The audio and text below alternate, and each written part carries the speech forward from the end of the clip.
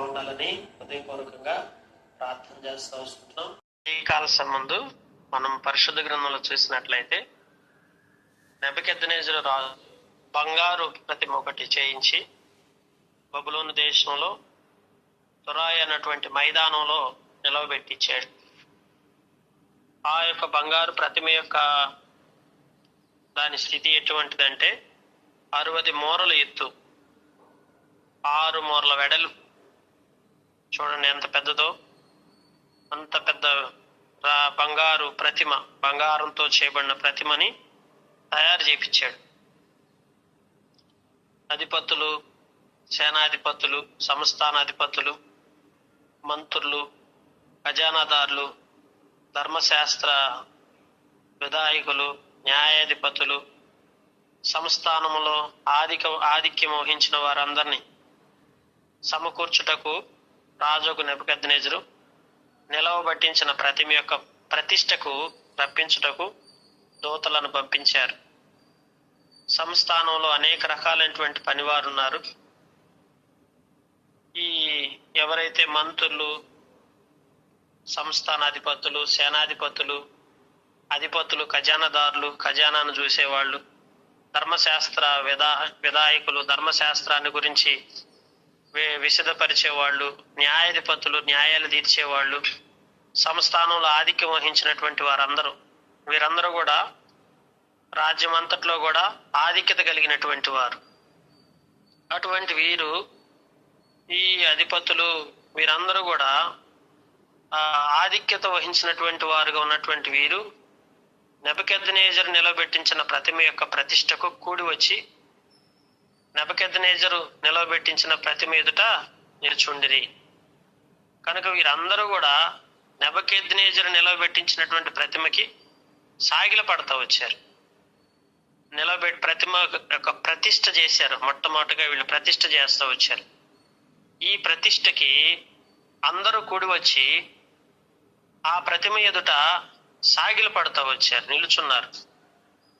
ఇట్లుండగా ఒక దూత చాటించినది ఏమంటే, జనులారా, దేశస్థులారా, ఆయా భాషలు మాట్లాడు వారులారా, మీకు ఆజ్ఞ ఇచ్చి ఉన్నాను. ఏమనగా, పిల్లను గ్రోవి, పెద్ద వీణ, సింఫోనియా వీణ, విచింపక సకల విధములకు వాద్య ధ్వనులు మీకు వినబడినప్పుడు రాజుకు నెబుకద్నెజరు నిలబెట్టించిన బంగారు ప్రతిమ ఎదుట సాగిలపడి నమస్కరించుడి. అక్కడ ఏం చెప్పారంటే, దూత చాటించినటువంటి మాట ఏంటంటే, అందరూ ఎప్పుడైతే ఈ యొక్క సంగీత వాయిద్యాలతో కూడినటువంటి ఆ వాద్య ధ్వనులు మీకు వినబడునో అప్పుడు మీరందరూ కూడా ఆ యొక్క ప్రతిమకి సాగిలపడాలని ఆజ్ఞాపించారు. చూడండి ఎంత పెద్ద సమస్య వచ్చిందో వీళ్ళకి. వీళ్ళు సృష్టికర్త అయిన దేవుణ్ణి ఎరిగినటువంటి ప్రజలు, షడ్రకు, మెషకు, అబేద్నెగోలు. అయితే వీరందరూ కూడా మరి సృష్టికర్త అయిన దేవుని గుర్తెరిగిన వీరి జీవితాల్లో ఇప్పుడు రాజు యొక్క ఆజ్ఞ ఏంటంటే సాగిలపడి నమస్కరించాలి. అందరూ కూడా సాగిలపడి నమస్కరింపని వాడెవడో వాడు మండుచున్న అగ్నిగుండంలో తక్షణమే వేయబడతాడు. వెంటనే తీసుకెళ్లి మండుచున్న అగ్నిగుండంలో పడద్రోయబడతారు. రాజు ఇటువంటి ఆజ్ఞ జారీ చేస్తూ వచ్చాడు. అంటే ఈరోజు లోకమంతా కూడా దేవుని విషయంలో స్వేచ్ఛని, స్వతంత్రాన్ని, ఇప్పుడు ఈయన ప్రతిమ పెట్టించుకొని ఆ ప్రతిమను పూజించాల్సిందే అని ఈయన సొంత నిర్ణయం తీసుకొని ఇప్పుడు అందరికీ అది ఆపాదింపజేస్తున్నాడు. దేవుణ్ణి పూజించడం అనేది, దేవుణ్ణి స్తుతించడం అనేది వారి సొంత నిర్ణయాలు కదా. ఆ సొంత నిర్ణయాలతో సంబంధం లేకుండా, వాళ్ళ యొక్క ఆలోచనతో సంబంధం లేకుండా రాజు ఇలాంటి నిర్ణయం తీసుకున్నాడు. ఈరోజు కూడా సమాజంలో చాలా మంది ఎన్నో ధర్మాల గురించి, వాటిని సనాతన ధర్మం, అనేకమైన ధర్మాలు పాటించాలి, ఖచ్చితంగా మీరు నెరవేర్చాలని మానవుడుకున్న స్వేచ్ఛను హరించేటువంటి వారు ఉంటున్నారు. దేవుణ్ణి సేవించడం అనేది స్వేచ్ఛతో కూడుకున్నది. మత స్వేచ్ఛ హక్కు, అలాగే దేవుణ్ణి సేవించడం అనేది ఒక స్వేచ్ఛ స్వతంత్రాలతో కూడుకున్న హక్కు. ఇంట్లో వాళ్ళు కూడా ఒక్కోసారి భార్య భర్తలు ఉంటారు. భార్య ప్రభుని గుర్తెరిగితే భర్త అన్యుడిగా ఉంటాడు. అలాంటి పరిస్థితుల్లో భర్తలు భార్యల మీద చాలా ఇబ్బందులు పెడతా ఉంటారు. ఎందుకంటే నువ్వు ఇట్లా చేస్తున్నావు, అట్లా చేస్తున్నావు. ఎవరి కూడా ఈరోజు లోకంలో మనం దేవుణ్ణి సేవించడం అనేది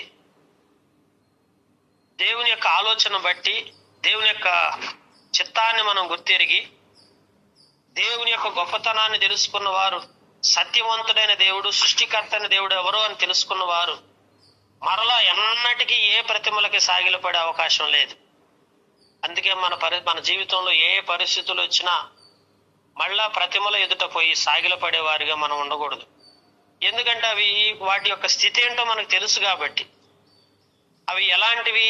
కన్నులుండి చూడవు, ముక్కులుండి వాసన చూడవు, చెవులుండి వినవు. కనుక అలాంటి వాటి విషయంలో మనం ఎందుకు సాగిలపడాలి? కనుక అందుకని ఇక్కడ దేవుని వాక్యంలో సకల జనులకు బాకా, పిల్లంగురోవి, పెద్ద వీణ, సింఫోనియా, విభజించక సకల విధం వాద్య విధానాలు వినబడగా జనులు, దేశస్థుల భాషలు మాట్లాడేవారు సాగిలపడుతూ వచ్చారు ప్రతిమకి. ఆ సమయంలో కల్దీలు కొందరు మనుషులు వచ్చి యూదుల పైన కొండెములు చెప్పి, వీరికి కొండాలు చెప్పేవాళ్ళు ఎక్కువ ఉంటుంటారు. చూడండి, వీళ్ళు కల్దీలులో మరి కొందరు వచ్చేసి ఏం చేశారంటే, ముక్కిలేనటువంటి వారు వచ్చి యూదుల పైన కొండాలు చెప్పడం మొదలు పెట్టారు. దేవుని ప్రజల పైన అపవాది ఎప్పుడు కూడా ఏదో ఒక రీతిగా కొండెములు చెప్పేటువంటి వారు ఉంటారు. దేవుని బిడ్డలారా, అందుకే మన యొక్క జీవితంలో ఆత్మ సంబంధముగా దేవుని ప్రజలమైన మనం ఆత్మీయంగా మన మీద ఎన్నో కొండాలు చెప్పేవారు లోకంలో ఉంటారు.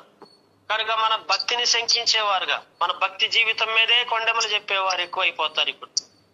అందుకే మనం ఏం చేయాలంటే, రోషము గలవారమై దేవునికి నమ్మకంగా ఉంటూ ఆత్మ సంబంధంగా నువ్వు దేవునికి తగినట్లుగా నువ్వు నడుచుకోవటం నీకు చాలా ప్రాముఖ్యమైన విషయం. సిగ్గుపడకూడదు, భయపడకూడదు, అధైర్యపడకూడదు. అసలు రోషముతో దేవుని భక్తిని జరిగించాలి. ఎందుకంటే మనం సృష్టికర్త అయిన దేవుని తిరిగిన మనం ఎందుకు అధైర్యపడాలి? ఎందుకు భయపడాలి? దేని గురించి భయపడాలి? సర్వ సమాజం ఒక పక్కన, నీవు ఒక పక్కన ఉన్నా, నీవు ఎరిగిన సత్యం కొరకు నిలిచేవారిగా ఉన్నప్పుడు సత్యము మనల్ని స్వతంత్రులుగా చేస్తుంది. సత్యమే జయిస్తుంది, సత్యము గెలుస్తుంది అని నువ్వు నమ్మాలి. ఇది ఇక్కడ అదే జరుగుతూ వచ్చింది. ఒక కట్టడ నియమించినప్పుడు, అందుకే సమయంలో వీళ్ళు ఏం చేస్తూ వచ్చారు? కొండెములు చెప్పారు. రాజు చిరకాలము జీవించును గాక, రాజా తాము ఒక కట్టడ నియమించితిరి, బాకాను, పిల్లను గ్రోవీది ఇవన్నీ కూడా సాగిలపడి బంగారు ప్రతిమకు నమస్కారం చేయాలని, మీరు సాగిలపడి నమస్కరించిన వాడెవడో మండు ఉసున్న అగ్నిగుండంలో వేయబడని చెప్పారు కదా. కానీ షడ్రకు, మెషకు ముగ్గురు యూదులు బబులోను దేశంలో రాజకార్యములు విచారించడం నియమించితిరి కదా. ఆ మనుషులు తమ ఆజ్ఞను లక్ష్య పెట్టలేదు. గమనించారా? లక్ష్య పెట్టలా. రాజు ఆజ్ఞలను లక్ష్య పెట్టకుండా బ్రతకటం ఈరోజు దేవుని వాక్యంలో. అందుకనే యేసుక్రీస్తు ప్రభువారిని కూడా శోధించినప్పుడు, పన్ను కట్టాల్సిన పరిస్థితి వచ్చినప్పుడు యేసు ప్రభువారు కూడా పన్ను కట్టారు. కానీ వేటికి లోబడాలి, వేటికి లోబడకూడదు, అది ఇక్కడ అధికారానికి లోబడాలని రాసింది బైబిల్లో కొత్త నిబంధనలు. కానీ ఇప్పుడు రాజులను మనం తృణీకరించడం అని కాదు, అనగా ఉన్నటువంటి మంత్రులను, రాజులను, వారి ఆజ్ఞలను అధికారికంగా ఏదైతే ఉందో, గవర్నమెంట్స్ ఏదైతే అధికారికంగా మన మీద ఇది చెయ్యాలి ఇది అని చెప్పినప్పుడు వాటిని తృణీకరించమని బైబిల్ చెప్పట్లేదు. యేసుక్రీస్తు ప్రభువారు సాక్షాత్ చెప్పారు. ఏమని? పన్ను కైసరికి ఇవ్వండి, దేవునికి ఇవ్వండి అని చెప్తూ వచ్చాడు. కనుక మనం గవర్నమెంట్కి ఇచ్చే అన్ని కూడా గవర్నమెంట్కి లోబడే విషయంలో, గవర్నమెంట్ చర్యలకి, గవర్నమెంట్ యొక్క ఆజ్ఞలకి మనం తృణీకరించే వారిగా ఉండమని బైబిల్ చెప్పట్లేదు. కానీ ఆత్మ సంబంధంగా ఈరోజు మనందరి జీవితాల్లో కూడా బంధుమిత్రులు, కుటుంబస్తుల దగ్గర కూడా వారు ఎప్పటి నుంచో వస్తున్న ఆచారం, సాంప్రదాయం అని వారి యొక్క పద్ధతులను ఇంప్లిమెంట్ చేయటానికి, మీరు దేవుని నమ్ముకుంటే నమ్ముకున్నారు, మేము చెప్పింది చేయమని అన్నప్పుడు అన్నీ చేస్తాము వారి కొరకు. వారి మీద ప్రేమ ఉంది, వారికి లోబడే మనస్తత్వం దేవుడు మనకు నేర్పించాడు. ఆత్మ సంబంధంగా అన్ని విషయాల్లో విధేయత కలిగి ఉండాలి, అందరి పట్ల ప్రేమ కలిగి ఉండాలి. అలాగే మనం గవర్నమెంట్స్కు లోబడాలి.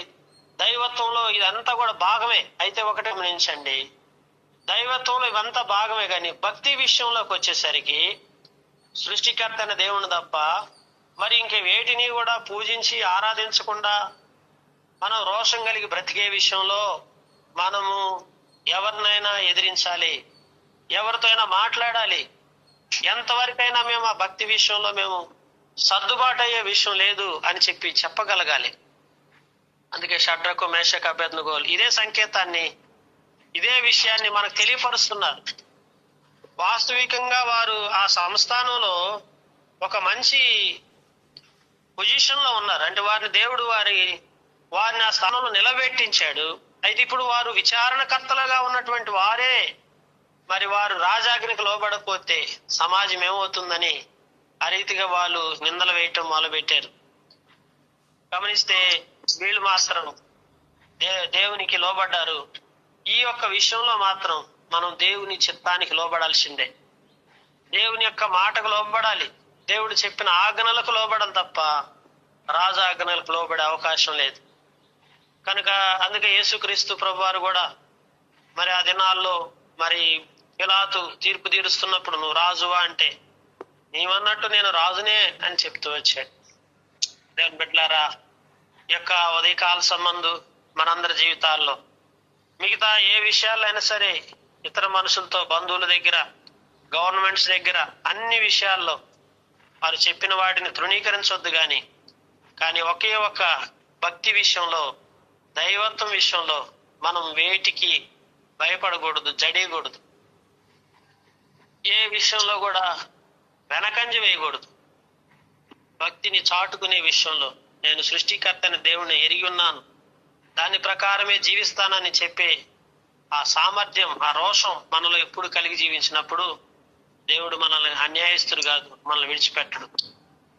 లోకము నిన్నేమి చేయలేదు, ఎందుకంటే నువ్వు ఎరిగిన దేవుడు గొప్ప దేవుడు. నీ పట్ల నీకు సహాయం చేస్తాడు, నిన్ను బలపరుస్తాడు, నిన్ను సిగ్గుపరచడు. నీ కష్టంలో, నీ బాధలో, నీ ఎదిరింపుల్లో, నీ సమస్యల్లో అన్నిటిలో కూడా ఆయన నీకు తోడేయండి. నీకు వచ్చే శోధనలపై కూడా నీకు తోడైన నడిపిస్తాడు. కొన్నిసార్లు అన్ని జనుల్లోంచి మారు మనసు పొందినప్పుడు దాని వలన ఎన్నో రకాలైనటువంటి శోధనలు మనకు ఉంటాయి. ఈ యొక్క బంధువుల నుంచి, కుటుంబస్తులు, ఇరుగు పొరుగు వారి నుంచి, గ్రామస్తుల నుంచి ఎన్నో రకాలైనటువంటి ఆలోచనలతో వారు మనల్ని శోధిస్తూ ఉంటారు. అలాంటి పరిస్థితుల్లో మనం భక్తిని చాటుకునే విషయంలో రోషము గలవారై నిలబడాలి. సిగ్గుపడకూడదు, అపవాదికి చోటు ఇవ్వకూడదు. దుష్టుని ఆలోచన ఎరిగిన వారమై మనం నడుచుకొని ఎప్పుడైతే ఉంటామో దేవుడు మనల్ని హెచ్చించడం ప్రారంభిస్తాడు.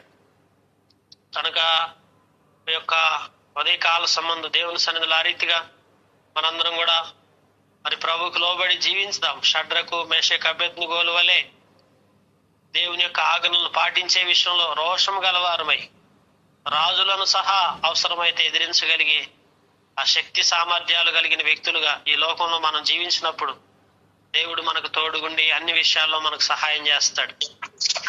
ఆ రీతిగా మనల్ని దీవించలాగా మనం బలపరిచి అంతకంతకు వర్ధిల్లింపచేయును గాక. Praise the lord. God bless you.